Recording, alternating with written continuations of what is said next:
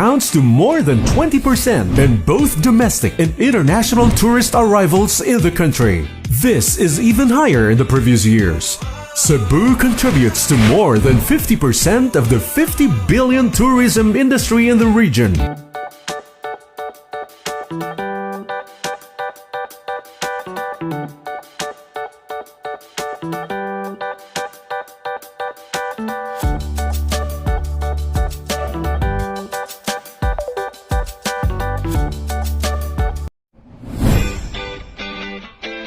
Cebu, the best island in the Pacific. Cebu Island proves to be a place that stayed in the hearts and minds of travelers from all over the world. International travel magazine Condé Nast has declared Cebu and the Visayas Island as the best islands in Asia, beating the likes of Sri Lanka or Koh Phangan in Thailand, even Palawan, Siargao, and Boracay in the Philippines. Cebu is one of the most visited places in the country.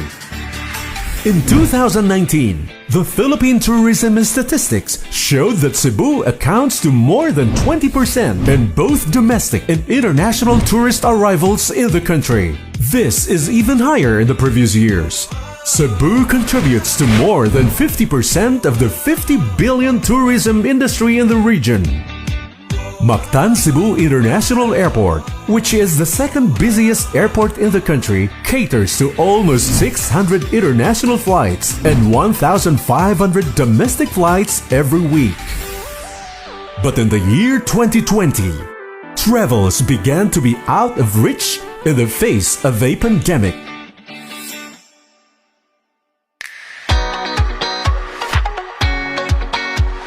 Cebu Island enjoys the prestige of being a top tourist hub in the country. Its 44 towns and 6 cities have so much to offer. Moalboal Town, for example, is a diving haven for the past 40 years.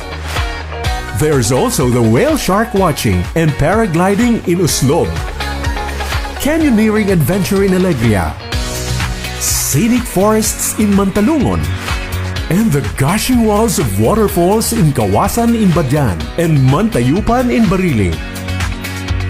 Up north, San Remigio has established itself to be a perfect beach getaway with its long stretch of shoreline. Further north is Bantayan Island, an oasis for beach bops. Malapascua Island, which is famous for its treasure sharks and abundant marine life, is also a fantastic dive destination, as well as Nalusuan off the southern coast in Mactan Island.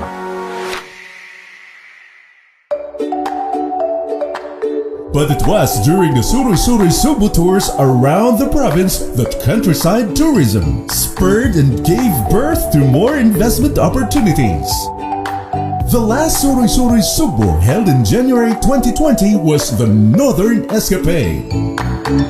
It was the biggest Suroy-Suroy group yet, with 600 participants in 6 bus loads.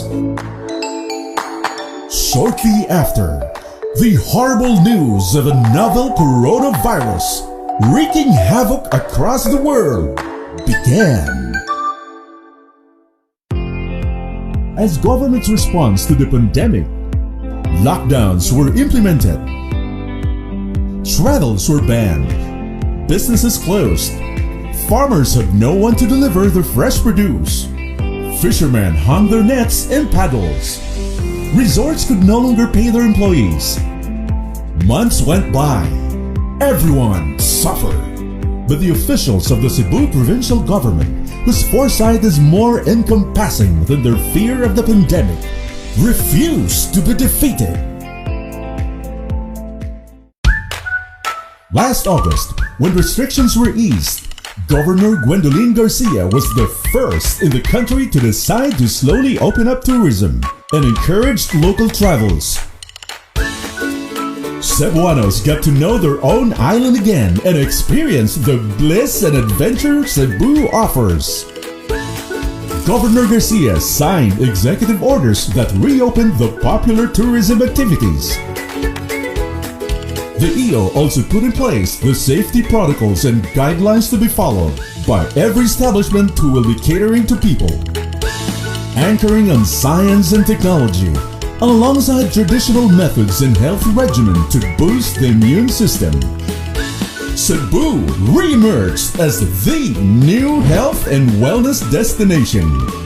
All guests are to be offered healthy welcome drinks such as calamansi juice and ginger turmeric tea. All establishments must sterilize their facilities. Safety gears and equipment using ultraviolet germicidal light, which is scientifically recognized to neutralize viruses and bacteria. Frontline staff like receptionists, waiters, busboys, briefers and servers are required not just to wear face masks and face shields, but preferably air purifiers as well. The Cebu Provincial Government created a provincial tourism task force to monitor compliance of the agreed protocols, standards and guidelines. To control the movement of tourists, booking of tour activities is done through the Cebu Province's portal. Discover the cebu.gov.ph to regulate the numbers allowed for each activity.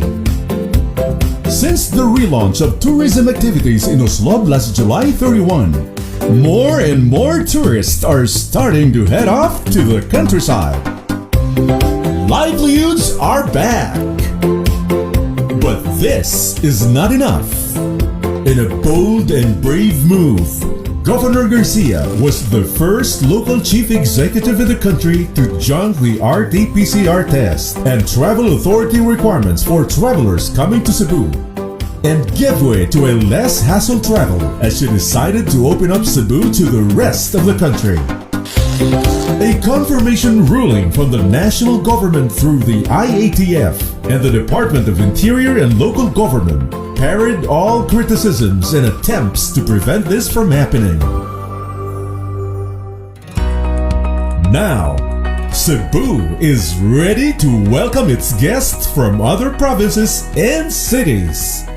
For starters, capital with the help of the private sector, the airlines, tour operators and accommodation establishments created tour packages that will entice tourists to stay for 4 days and 3 nights at affordable rates. Locals and guests from across the country can now take a break and de-stress from the horrors of the past year and soak in the beauty and serenity of the island.